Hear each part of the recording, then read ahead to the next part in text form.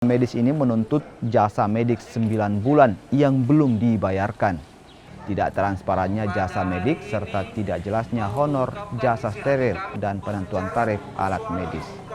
Selain itu, tidak optimalnya sistem transportasi rumah sakit dan tidak adanya perhatian kerusakan fasilitas rumah sakit juga jadi perhatian para pendemonstran.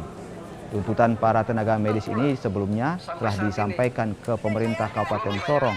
Namun tenaga medis ini kecewa lantaran tidak adanya tanggapan dari pemerintah Sorong. Aspirasi kita ini sebenarnya adalah bentuk kekecewaan kita dan sekaligus bentuk kepedulian kita terhadap pasien, terhadap pelayanan yang selama ini tidak bisa dikerjakan dengan baik. Padahal itu ada semua di tempat ini. Semuanya ada, dokternya ada, alatnya ada.